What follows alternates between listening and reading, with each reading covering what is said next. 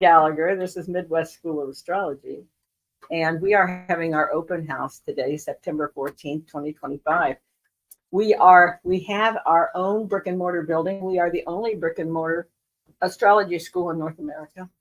And we have a certification program. It's 3 years, 500 hours, and it's a diploma. It does prepare you for any certification you might get, or just be happy with a diploma. It doesn't, this is certifications aren't required to practice astrology, but knowledge is. And my job is to make sure that you're prepared.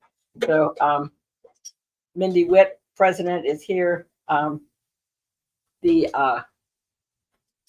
gonna Laura, I'm gonna turn your Connie. I'm gonna turn your video off. Can we get you to turn your video off, please? No. See if I can do it here. Video. Okay. There we go.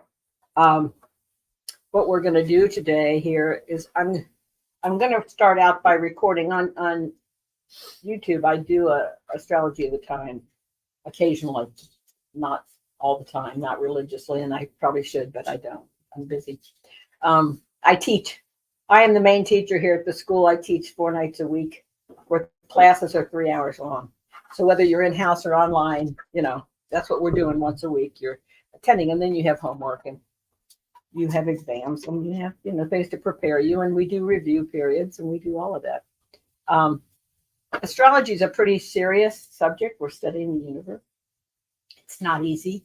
And people think they're just going to jump in and 6 months, they just want to learn astrology. I'm like, yeah, well, it doesn't work that way. So, if I'm afraid, unfortunately, I've been at it 56 years this year. Started in 1869. I was in a PhD program for psychology and rather disenchanted with the limitations of it when I found astrology, because I was on a search for a spiritual search. Why are we here? What is this for? What's my purpose? What am I supposed to be doing? How am I supposed to use this time? And there weren't a lot of answers. I tried all the churches, that failed. So, and I am an ordained minister in the Christian church, by the way. I've filled in a lot of boxes along the way, but I've paid my dues too. But astrology has been my go-to my whole life for purpose and understanding, and to be understanding of other people. So, we have Erica, Leah, and Adam on too. Hello, hello, hello. So we have lots of fun people. We have graduates, we have current students, we have good client, long time clients. So we have a good mix, good friends. Before I start, I'm going to make this announcement because I will forget. I'll get into what I'm going to do. But Julie Conrad's in the back of the room, a cute little blonde. And she is an intuitive medium, and she's written a book, which is very good. Conversations from Beyond with she and her mother after her mother passed. She's on Saturday, October 18th from 7 to 9 at the heart of Northside. She is going to be having an evening of talks about the other side. Turn it around. So there's a QR code at the bottom. Oh, there's a QR code there. You can scroll that and read it. There you go. I forget about QR codes. That's not my thing. I know what they are, but I forget to use them. So what we're going to talk about today, we're going to talk about now, because some of you are some of you are studying and some of you aren't. But this is not an astrology class, although we do start this week. This year, the level ones will be on Wednesday, and they'll stay on Wednesday for 3 years because that will be their school night. The Mondays are level 2, and then the level 3s will be Tuesday night. So Tuesday. So the Thursday night group is people that have graduated or have been with me a very long time. It's called practical astrology. So people that graduate and finish and want to continue to study can come on Thursday night, and we do astrology. We do charts. We just do what's going on in the world, or we do new babies, or or I just review. If things are all quiet in the world, then I review a technique, and people always have questions, so it's a good time to ask them. So let's get into where we are. I'm sure that you all are aware that we're in a very tumultuous time on the planet, I don't think. That's news for anybody.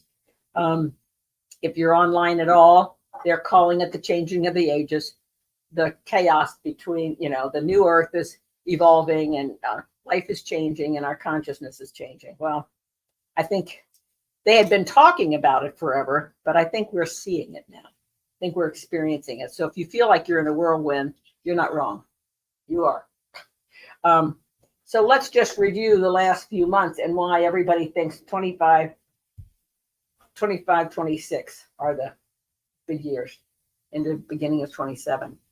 We started with Pluto coming into Aquarius. Pluto is usually in a sign for 20 to 21 years. And then it changes sign. So Pluto left Capricorn and came into Aquarius. We're supposedly entering the age of Aquarius. The precession of the equinox is 26,000 years, every 2,100 years. Our North Pole, the pivot of the Earth changes. And so we have been in Pisces, belief, love, intuition, flow. The symbol of the fishes, the symbol of the Jesus Christ, and energy is Piscean.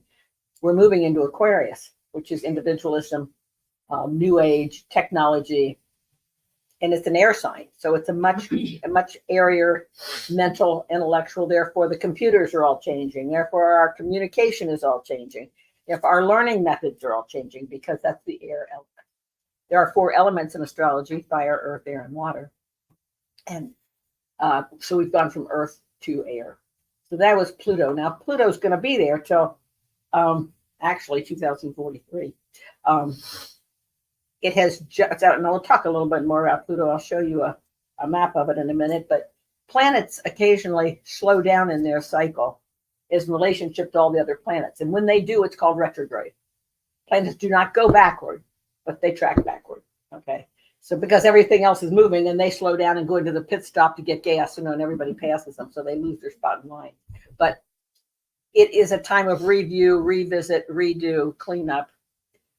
So Pluto, they're all going retrograde. That's the point. All of these planets are in retrograde right now, and they moved into all the biggies. All the slower planets moved into new sign elements, and now they're going to go back and retrograde back and pick up the final. So we're in this closeout period of old to new, of rebirth, redo, and finish for the whole planet. This is a planet this is consciousness, and that's why it's so big. There are so many involved. It's not just one.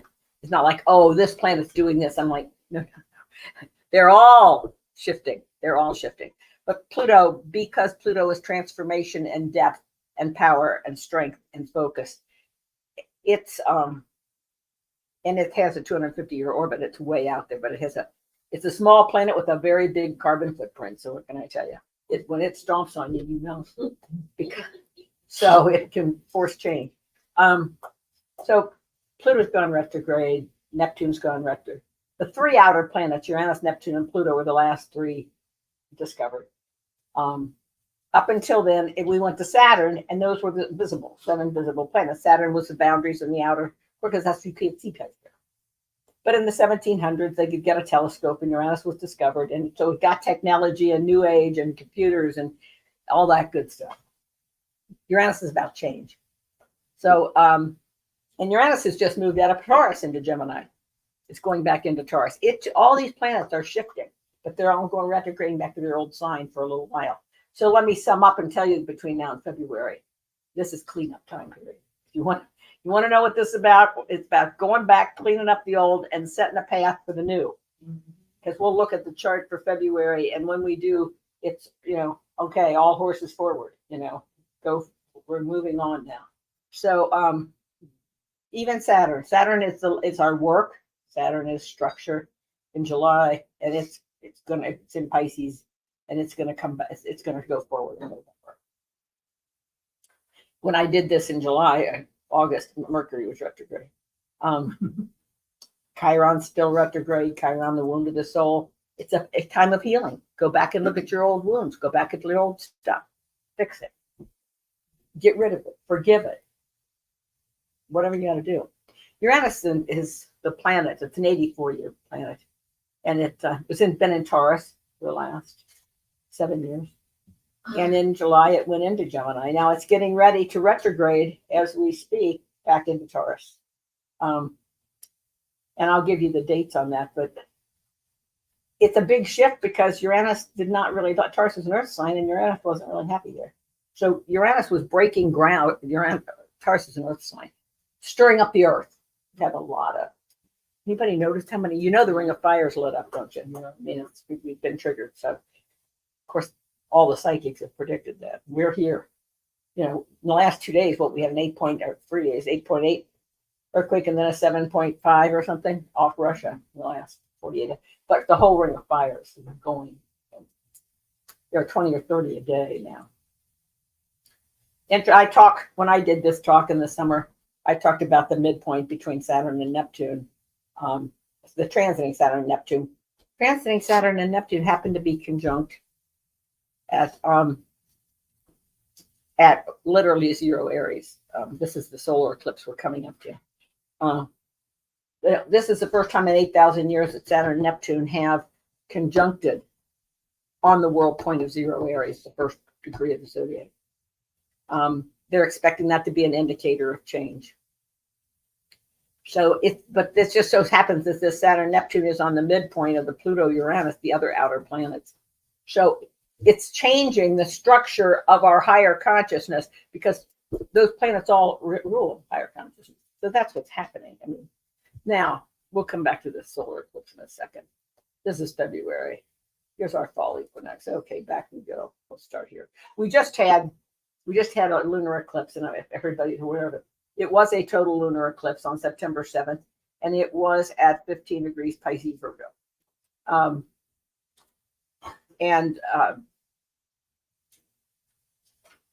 It created, Pisces is an emotional sign. It's a water sign. It's about psychic energy, the memory, and so it has triggered, if anybody, have you noticed in the last month or the next month coming up, that we are in a huge shift of emotional energy. How many of you have been hit emotionally, felt this? Yeah. So a lot of hands went up in the room, and some of you out there are putting up your hands too. So why would you say Pisces and Virgo? One doesn't understand astrology. One doesn't understand astrology. Why would I say Pisces? There are 12 signs. There are 6 pairs in astrology. Aries is the first sign. Libra is always its pair. It's the other end of the axis. Taurus and Scorpio belong together. Gemini and Sagittarius. Cancer and Capricorn. Virgo and Pisces. So the eclipse that we just had, the moon was in Pisces, the sun was in Virgo. They were exactly opposite. That's the definition of a full moon. When it's on the nodes of the moon, additionally, we have an eclipse.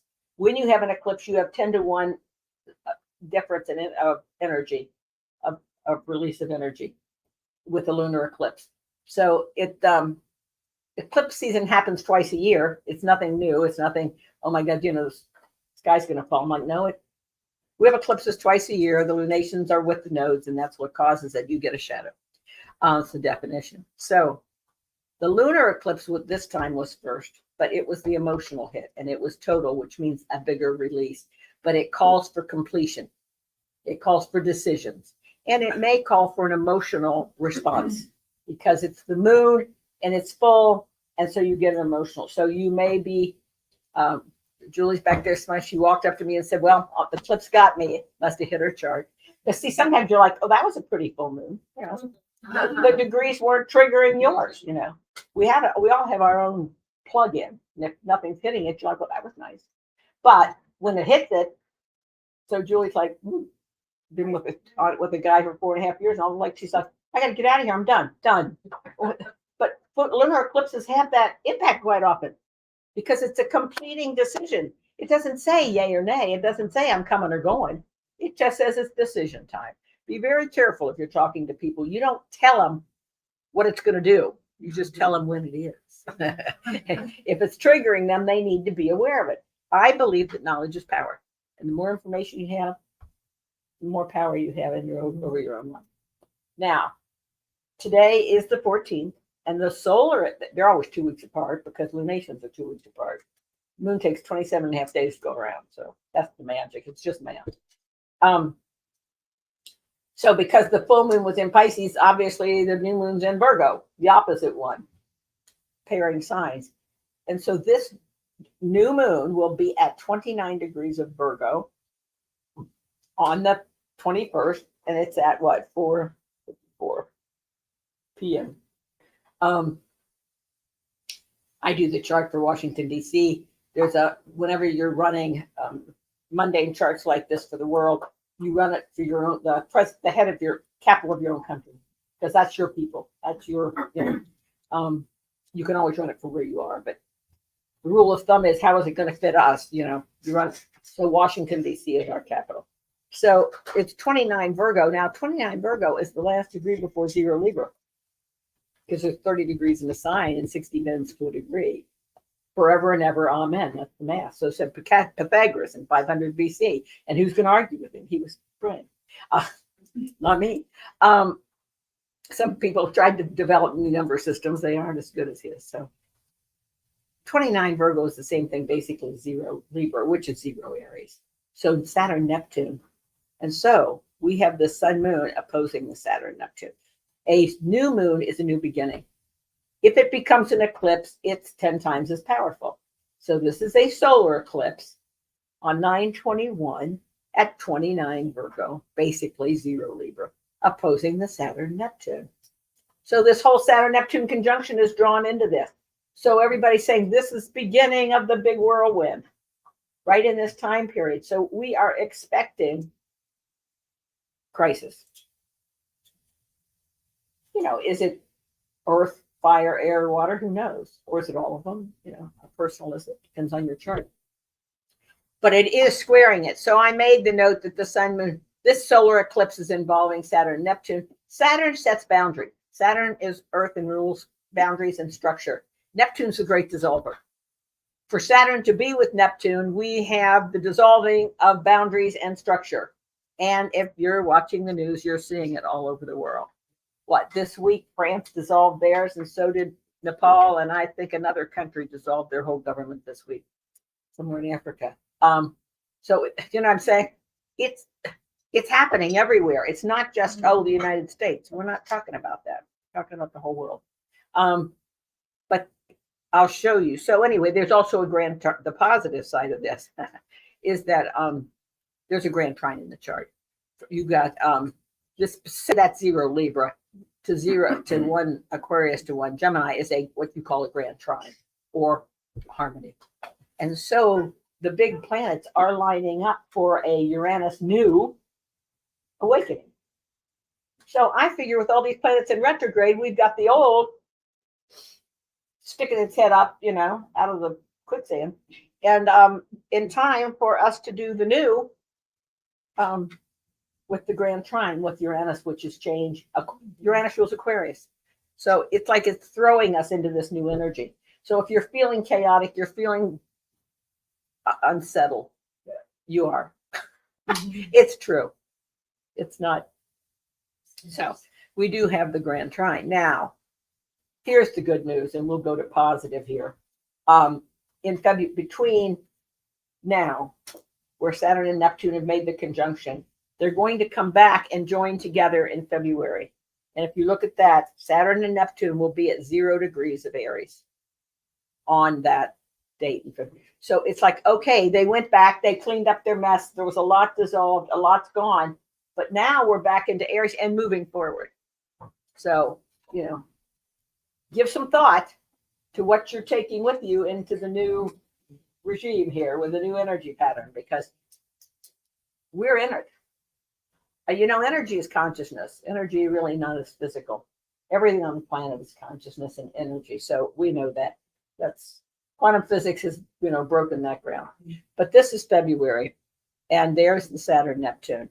Some other things are, here's the fall equinox, and we're going to finish with.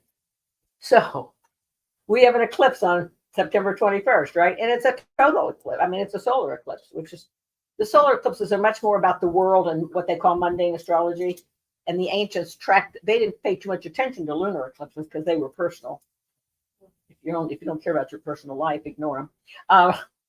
But if you solar eclipse is about the world, about us moving forward. So this solar eclipse is on the 21st, and guess what? Oh, I did that. There it is. I'm trying to get rid of this little placard here for you. Let me make that bigger. Sorry. Computers. No. There it is. February 20th. I want the next one. Fall equinox. Here's what I want. September 22nd. Now keep in mind, we have the solar eclipse on the 21st, right? We have our fall equinox with the sun going into zero Libra. That's what the fall equinox is. We have the spring equinox, equal day and night in March when it goes to zero Aries, and zero Libra is the fall equinox. It's math. However, it's within 24 hours of the solar eclipse. And so I have another piece of paper. Where is it? Oh, I didn't put it in. Okay. I thought for sure I did. Pluto, we talked about retrograde planet. There's another thing called out of bounds. When planets get beyond the normal range of the sun in their arc from it's called the declination, but north or south. And Pluto, there's a woman by the name of Rosie Finn who, if any of you listen to Pam Gregory on YouTube, she is a good astrologer. And there are a lot of them that are pretty, fluffy. They're right up here, but she's got some real depth to her. So, if you're going to wait, if you got time, she's worth the energy. But she did an interview a month or two ago with Rosie Finn about Pluto. And this woman has spent the last 20 years of her life researching Pluto. And the Pluto cycles of when that goes out of bounds. She went back to 1800 BC and what has happened in the world and the history. So when Pluto goes out of bounds in the north, power comes to the heads of government and everybody can join and move forward in power. When it goes goes out of bounds in the south, it's the individual and breaking loose those boundaries.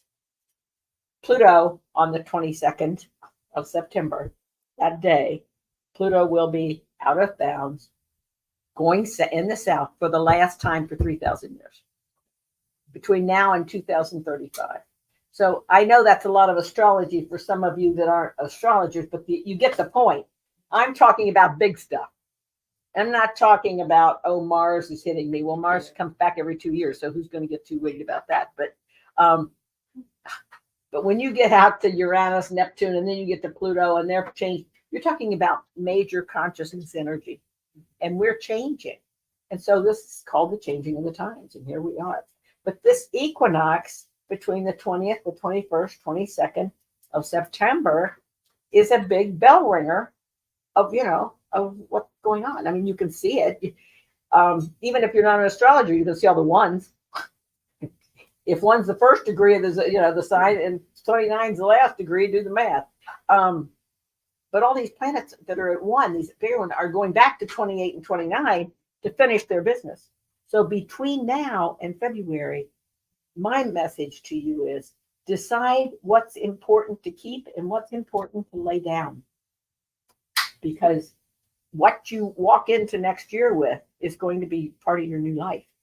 So give it some thought. Try not to contribute to the negative, the angry, the fear-based, because the less of that we have, the more of the light we can have, and the better it's going to be. We all will be held accountable for what we participate in and what we don't. We will be held accountable for how we contribute. So when you're angry, you open your mouth going, you probably shouldn't say that. Price is high.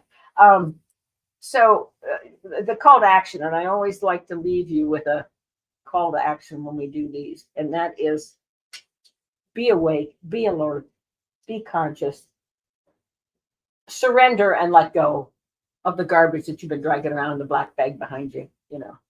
It's not worth it. There is nobody or nothing in your life worth your soul growth.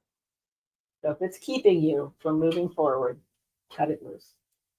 But if you don't, you're going to be caught in the big black whirlwind, and it ain't going to be very happy. So if you're having nightmares and you can't sleep and you're waking up, you're like, okay, that's your unconscious saying to you, hey, wake up here, get conscious, take care of this. So let us see. What was the ring of fire? Oh, okay. Is this the last time it's out of bounds or out of bounds to the south? The last time it's out of bounds to the south, Lauren, for 3,000 years.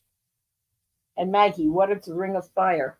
The ring of fire is starting on the Pacific, going around like from Mexico, California, Alaska, over to Russia, Japan, and down that whole around the Pacific Ocean. There is what they call the ring of fire. There are volcanoes on those plates. And that's where these huge earthquakes are triggering. So maybe, who knows, are the predictions of the psychics that, all of our shores are going to change? You don't know. I'm not claiming to I'm just telling you what is happening. And it's triggered, and it's alive, and it's firing. So it's a symbol that the planet is in transition as well. So the planet's in transition. We're on the planet. We're in transition. Be aware. Make good choices. Stay calm. And stay out of chaos. So, because I'm telling you, you're going to need it. Okay, here's Miss Mindy. Here. Hi, everybody. Happy end of summer. For those of you, I'm sure it's such a shock. We start school this week. Midwest School of Astrology, all classes across the board. So Monday night, we start with level 2. Tuesday night, we start with level 3. Wednesday night, as we are starting a new level 1 astrology class, I've been sending out emails. Anybody know anybody who's interested? Or if you're interested, Wednesday night, 6:30 to 9:30, as everybody knows.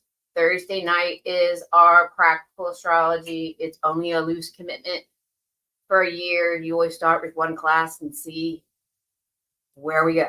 It's 8 4-week courses, 2 weekend workshops.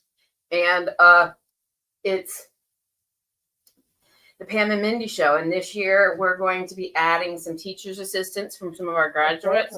Who's going to help me navigate my twin senior year, where I and Pam will be a little bit more absent because usually on concert nights. And so in homecoming parades, she's usually here and I'm not. So this year it's her command performance year. So we will not be having class. We'll have a class this Thursday.